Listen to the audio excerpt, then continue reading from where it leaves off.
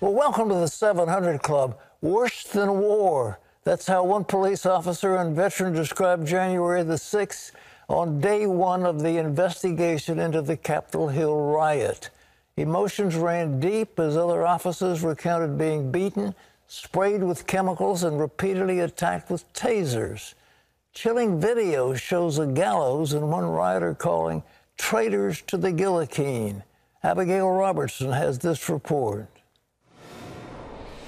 On Tuesday, officers testified that January 6th was unlike any protest they'd ever seen.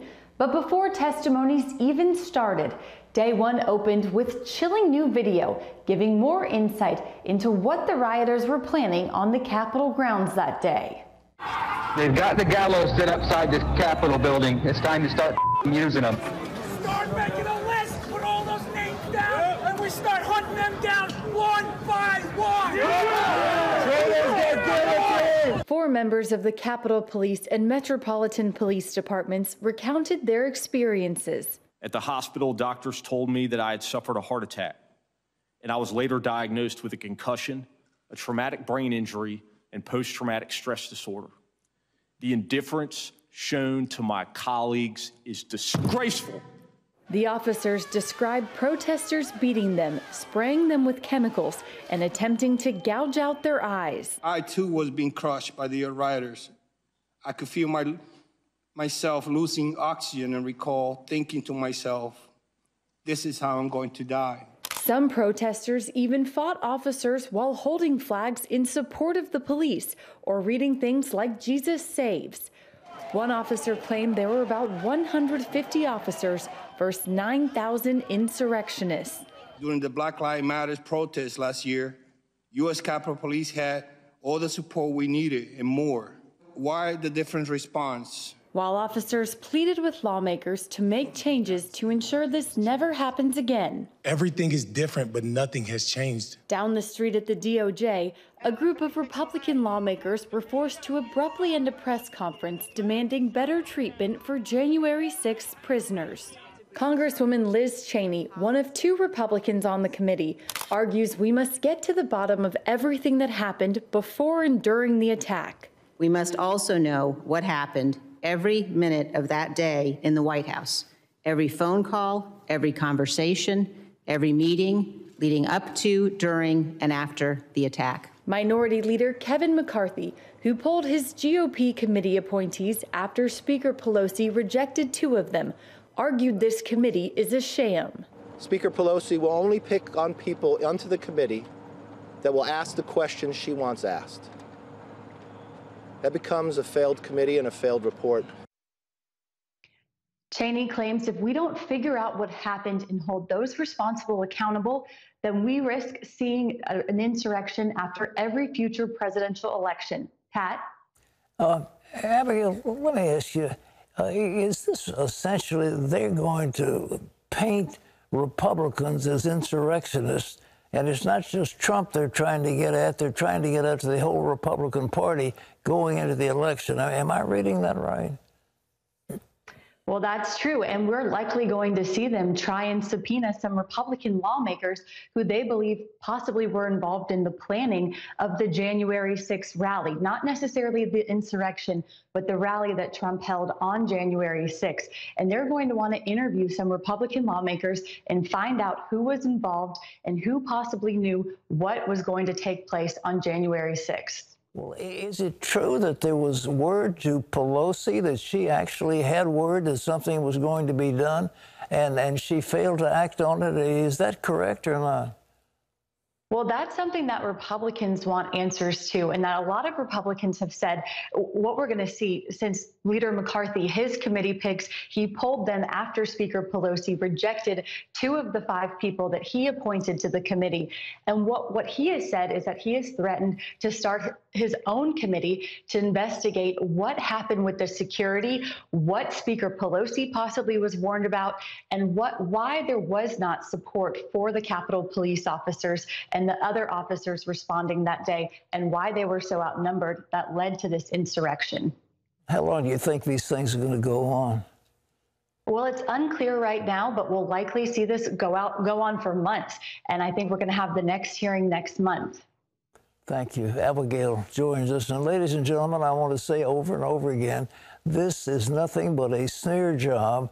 The Pelosi wants to smear this to every Republican going into these next elections, because it looks as if the balance of power is going to be shifted away from the Democrats to the Republicans, and Nancy Pelosi will no longer be Speaker. So this whole thing is political theater. Just keep that in mind. Well, in other news, the CDC has done an about-face. It's now doubling down on mask mandates for fully vaccinated. So what's going on? CBN medical reporter Lori Johnson has more. That's right, Pat. Back in May, the CDC said vaccinated people do not need to wear masks inside. But yesterday, officials issued an update saying some vaccinated people who get these breakthrough infections of the Delta variant can be highly contagious. Now, the CDC is recommending masks in public buildings in parts of the country with significant infection rates. Yesterday, the agency also recommended everyone in schools mask up, including students and teachers, regardless of whether they are vaccinated. President Biden may soon announce all federal workers will be required to get vaccinated or subjected to regular tests and forced to social distance. And the Department of Justice and the Equal Employment Opportunity Commission weighed in on private employers issuing vaccine mandates, saying they are legal, Pat. Lori, are there many breakthrough infections of those who have been vaccinated, or is this just a scare tactic? Well, you know, Pat, this issue has hit really close to home. I have two good friends who just very recently, fully vaccinated with the Pfizer vaccine, recently came down with terrible COVID-19 infections. In fact, one of them is still at home in bed. And so these are people who are my age, so not old, don't say anything. And one of them is actually a physician and one of the healthiest people I know. Neither one of them are overweight. The doctor I was telling you about, he lives in an area where vaccines are very high, caseloads are very low, and both of these guys really suffered. Now, again, neither one of them had to go to the hospital, so we know that people who are vaccinated are, at this point, almost completely protected against going to the hospital or from dying. But, you know, we saw those lawmakers from Texas, the ones who chartered a plane up to D.C., they were all fully vaccinated. 6 of them tested positive for COVID-19. We see over at the Olympics, all these fully vaccinated athletes testing positive for COVID-19. Jen Psaki, the White House press secretary, is being very cagey about how many people in the White House who are fully vaccinated have tested positive. Oh, there's the Pfizer, there's the J&J, and Moderna. Are any of them more effective than the others?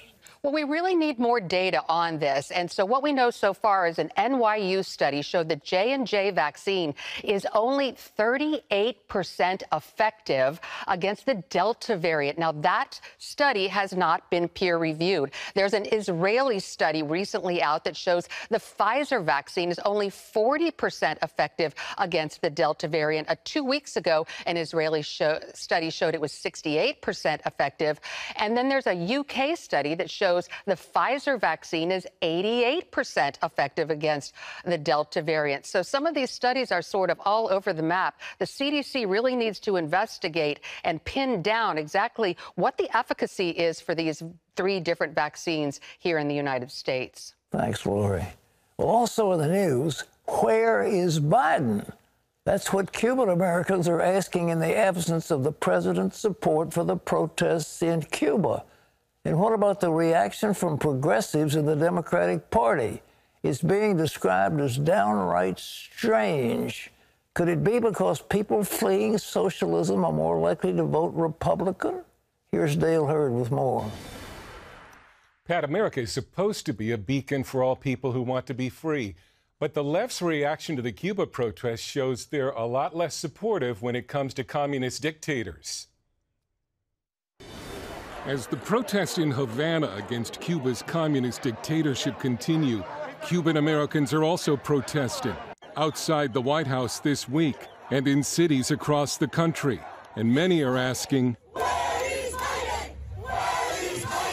to his credit, Joe Biden actually did express support for the Cuban protest early on. But critics say the administration could have done a lot more to encourage the protesters and hasn't. And the reaction from the so-called progressive wing of the Democrat Party and the mainstream media has been downright strange. The New York Times was ripped for labeling the protesters' calls for freedom anti-government slogans. Department of Homeland Security Chief Alejandro Mayorkas warned any potential Cuban refugees they would not be allowed to enter the U.S., even as record numbers of illegal migrants have poured over the U.S. southern border, causing some to wonder if it's because people fleeing socialism would be more likely to vote Republican. Then Democrats like Representative Alexandria Ocasio-Cortez blamed the hardships in Cuba not on socialism but on the United States economic embargo, even though Cuba can get anything it wants from the many other nations it trades with. In a statement supporting the protest, Cortez wrote, "We must also blame the U.S. contribution to Cuban suffering, our 60-year embargo." She also called the embargo absurdly cruel and said the cruelty is the point. Alexandria Ocasio-Cortez is nothing more than a communist sympathizer who wants to bring socialism to the United States of America, and I'm sure she sympathizes with the regime in Cuba. Whether or not that's true, AOC is a proud socialist. Yeah. But I want to point out that she's a socialist. She wants 7% tax rates. Those are both accurate, right? Yeah, I guess so. Okay. Bernie Sanders, an avowed socialist who honeymooned in the Soviet Union, last year defended his positive comments about Fidel Castro from the 1980s. We're very opposed to the authoritarian nature of Cuba. But, you know, it's unfair to simply say everything is bad. You know, when Fidel Castro came into office, you know what he did? He had a massive literacy program. Is that a bad thing? The grandson of Cuban refugees, Jason Poblet of the Global Liberty Alliance, says the U.S. is missing a golden opportunity to bring real change to the island because of the myths the left has believed about Cuba. You know, you don't want to lose Cuba, right? Because Cuba was supposed to be this healthcare miracle, right? It's supposed to be this socialist paradise that they have been cramming into the heads of students and university students. So yes, we could do a lot. We're not doing it. And earlier this week, a group of 19 lawmakers requested a meeting with President Biden to discuss a stronger response to Cuba. So far, no word on a White House reply. Pat? Dale, what role are Christians playing in this whole insurrection, if I can call it that, for freedom in Cuba? A major role, so much so that the Cuban security apparatus is threatening clergymen, and a number are in jail. Sometimes when you'll watch some of this protest video, you'll particularly see the Catholic priests that are out among the protesters. They feel it's their responsibility. And we have the Cuban Liberation Movement, which was started by Catholics, and that is in action. But a Cuban-American leader told me he got a call from a Cuban pastor who said the Cuban Security Service called him and said, if we see you in the demonstrations, you're going to jail and you'll never see your family again. And that tells you something about the Cuban government's fear of Christian leaders. Dale, thank you very much for your reporting.